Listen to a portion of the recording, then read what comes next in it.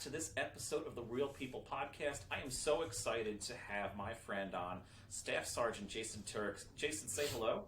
Hey, how's everybody doing? Excellent. Well, Jason, thank you so much for coming on today. Before we jump in, I want to actually credit Jason. We're going to talk about Jason's time in the military, the National Guard. We're going to be learning a lot. But Jason and I, spoiler alert, are good friends in real life. And we have very varying opinions on a lot of different things. But the important thing that Jason and I have always realized is we always find a way to hug it out, always find that common ground. And even when we disagree, we still love each other. And that's a big reason I started this podcast. So it was so important for me to have Jason on today. I'm so excited to talk to Jason about his story, his experience. And so enough about me gushing about Jason. Let's hear more about Jason. So Staff Sergeant Turk, or Jason as I lovingly call you, we've known each other a long time. I knew you before you were in the military. But can you tell us a little about your story? Tell us a little about your background. And when did you know? What was the click? When did you know you wanted to join the military? Sure. So I grew up in an Orthodox Jewish background, upper middle class, not the typical, person that would probably join the American military. Most people that I know went to the Israeli military. And that's a big question I get all the time. Why did I join the American military, not the Israeli military? But probably towards the latter end of high school, I was kind of figuring out what I wanted to do when I got older. And something that I always wanted to do is be an FBI agent. I wanted to do one of the 3-letter agencies. And if anybody knows anything about me, school was not my forte. I don't learn well in those types of environments. I'm very hands-on learning, and somebody just chattering in my ear is not gonna do well. So my grades were not good that were gonna get me into, get recruited by anybody. So the easiest way into the military was into a 3-letter agency was through you have military background experience and then transfer that into into one of the agencies. So I graduated high school in 2005, and that was like my plan was to go to the military. And my parents at that time were not keen on me doing the military. It was the height of the war, and all they saw was I guess what people think of the military. And I've seen your dad's Facebook. That mentality has flipped quite a bit. So yeah, totally. But yeah. So around that time, he convinced me to go to college, which, like I said, I did not do well in school. So or like school. So it took me some time. I took a year off. I spent a year in Israel. Went to community college and then transferred to Queens College, where I graduated with a bachelor's in psychology. So at that time, Congrats, my friend. That's not easy. Thank you. So I was looking to do the military. At that time, my parents were like, "Crap, this is still on his mind." He's serious this time, right? Yeah, and there's nothing we can do. What am I going to tell him? He's got to go for a master's now. So in September 14th, 2011, I signed my contract, going to basic training January 4th, 2012. And at the time, I had the opportunity to go to Officer Candidate School in order to become an officer. And the timing just didn't work out well for it. And one of the things my recruiter just said to me that was true was that join the military, get a job, go enlisted, and you can always become an officer at any point.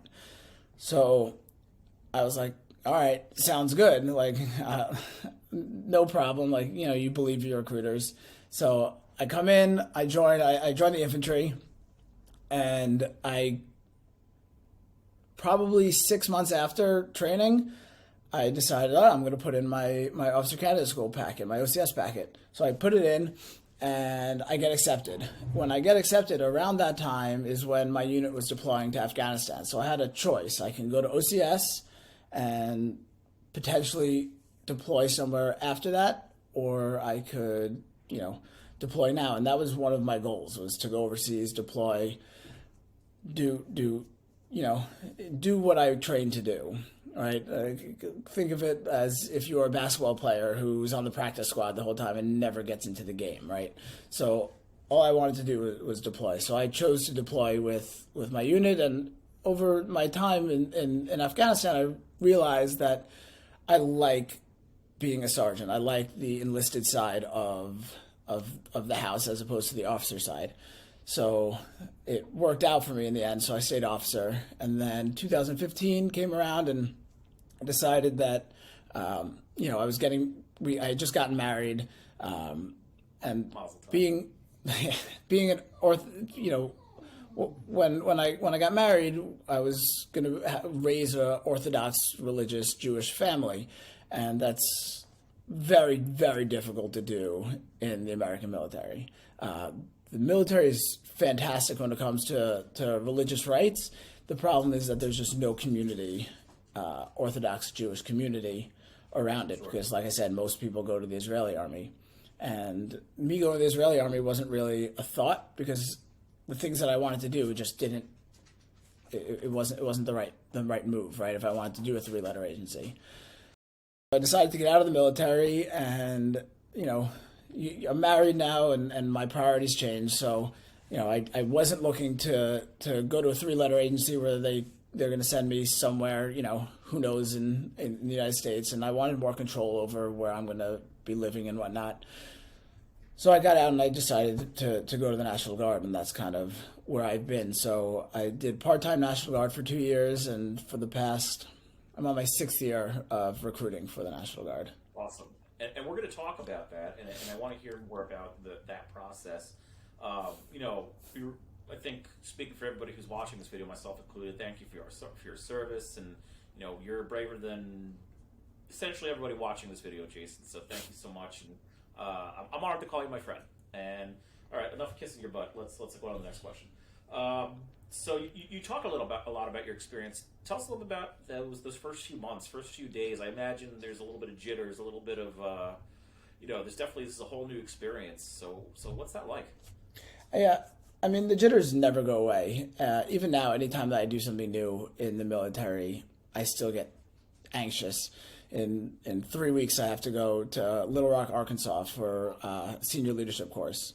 And, a week out from there, I'm going to start getting those jitters. Like, anytime you do anything new and I don't know anybody. I joined at 24. I wasn't 17, 18 years old when I went to basic training. But regardless, you're still going to have, it's scary. You're joining the military. This is not like, I'm going over to, I don't know, I got a corporate job and this is my first day in a corporate job, right? You go to the military enlisting processing station. They give you a plane ticket, send you on the plane. You get off the bus. You're take a 2-hour bus ride to Fort Benning from Atlanta, and as soon as you get off the bus, I think it was like 9, 10 o'clock at night. It starts, right? They're not taking. What happens at 9 o'clock, 10 o'clock? You go through your in processing. It starts right away. So your first few days at base before basic training, you have in processing. But they line you up, and I didn't have any prior knowledge of this or anything like that. So they line you up and they put you at a position of parade rest, and They start with your briefings, and you have an amnesty period. Anything that you weren't supposed to bring with you, they stick you in a room and they're like, throw it out if you need to.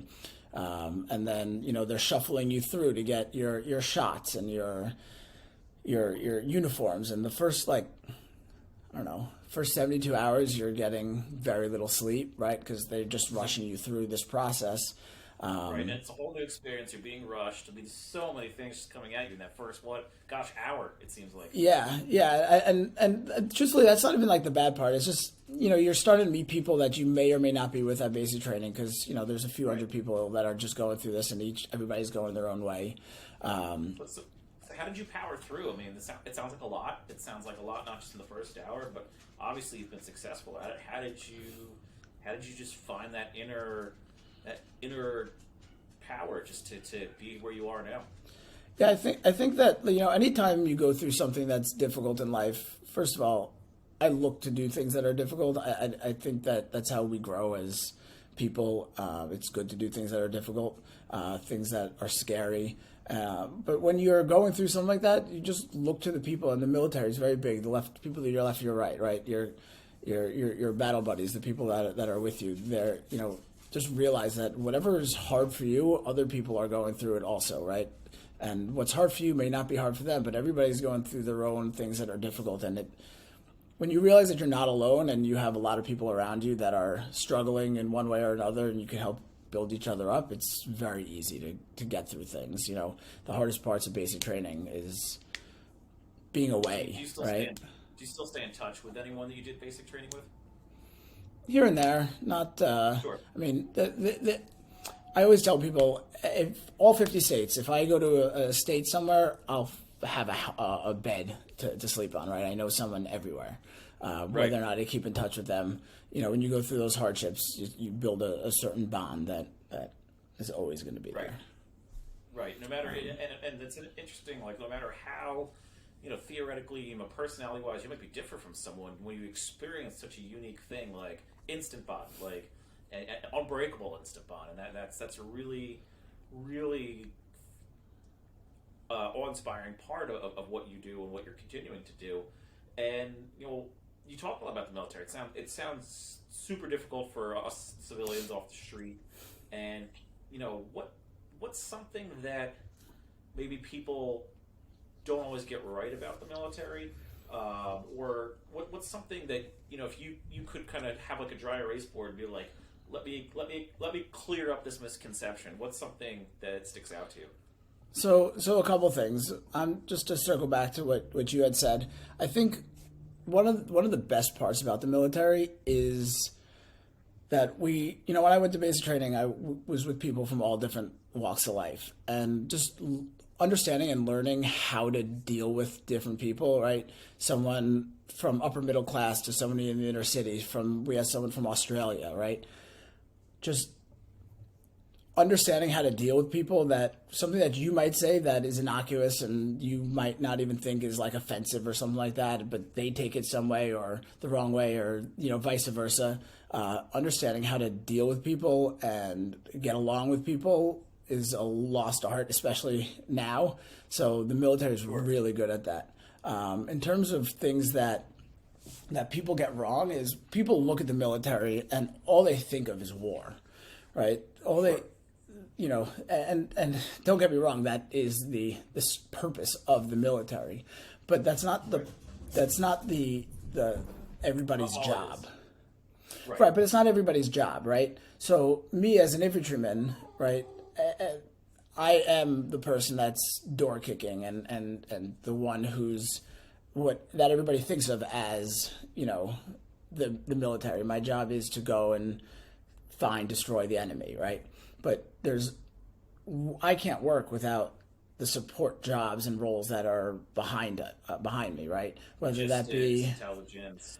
Sure. I mean, it could be something like that, or it could be something like the cook or supply or commo, right? Broad, like you're thinking very practically. I'm thinking this, broad picture, right? Yeah. I mean, but I can't get anywhere without a truck driver. I can't shoot rounds without supplying the bullets. I can't shoot the rounds without the person who's actually making the bullets, right? Because that's a job in the military. I mean, there's like a repair jobs. There's a shower laundry repair specialist. Like, who would think of that as a job, right? But all these different jobs that people are afraid to join the military. You need it, right?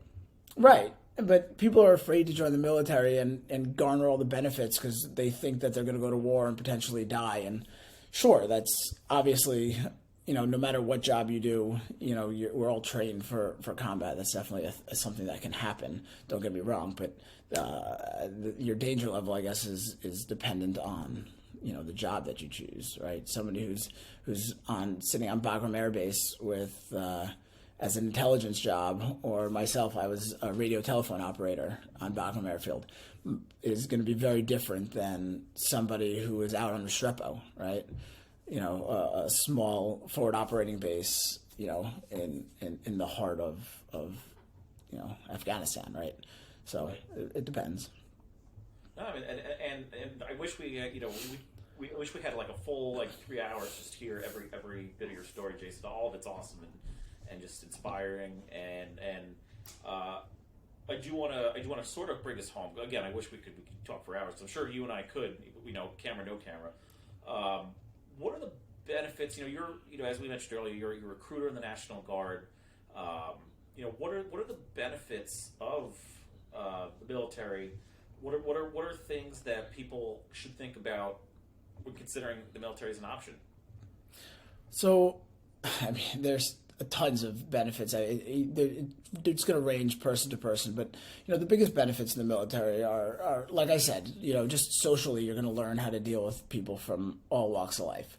It's an invaluable lesson. You're going to get the discipline when you're looking for a job. People know you're going to show up on time. You're disciplined. You're a hard worker, right? You've gone through things that, or had to deal with things that most people wouldn't have to do.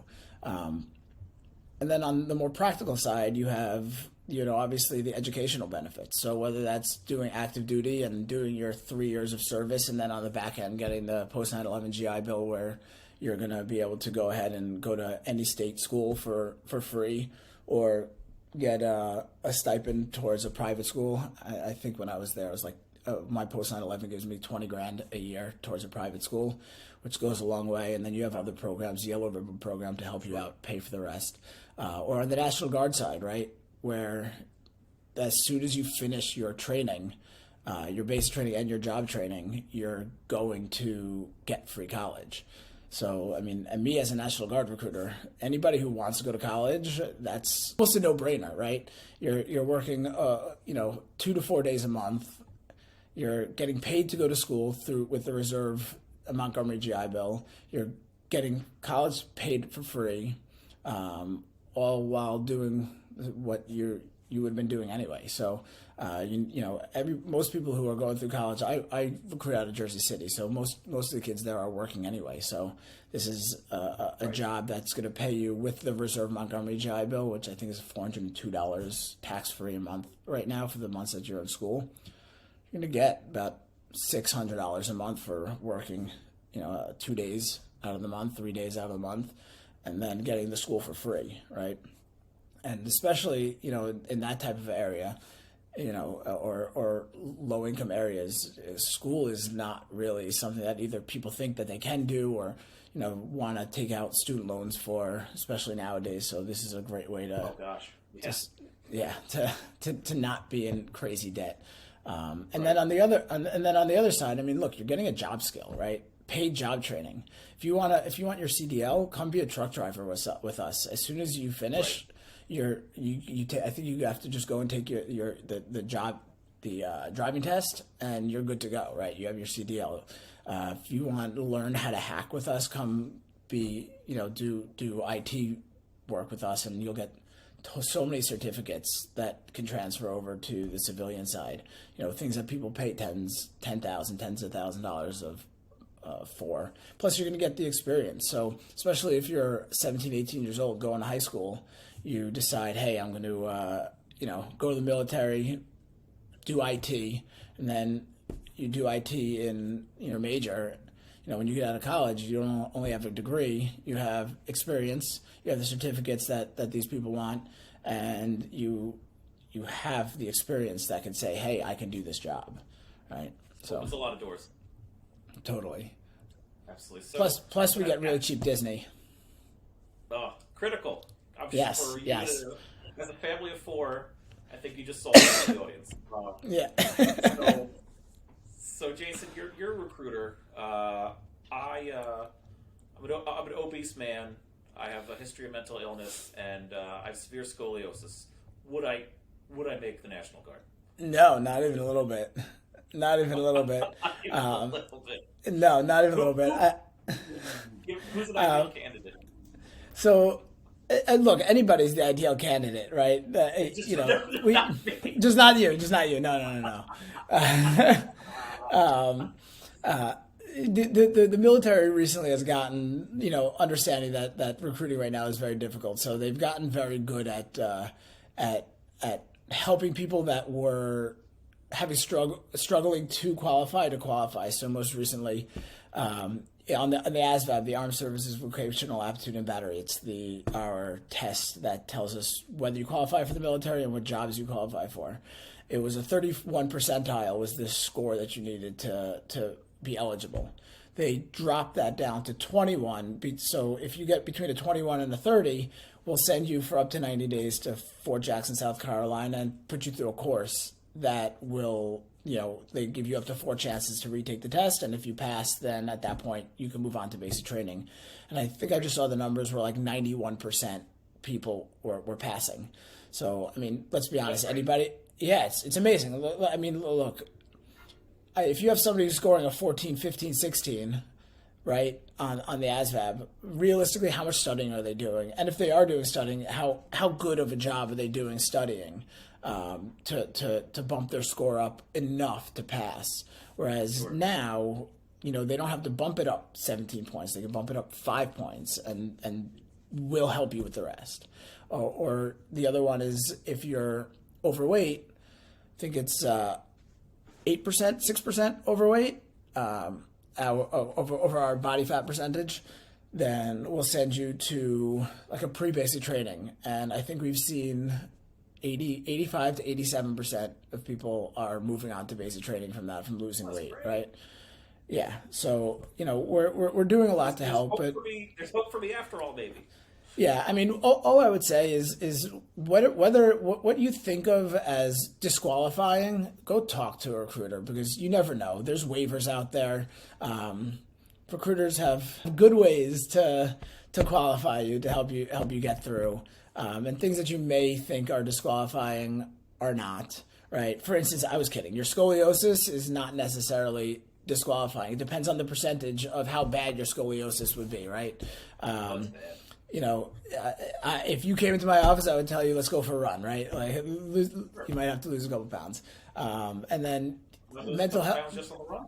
There you go. The mental health side, depends on what it is. Are you taking any medication? Are you not taking medication? When was the last time you took medication? So there's definitely ways to do it. Common now that I see, people are disqualifying where I'm at because they can't pass the ASVAB, not for medical reasons.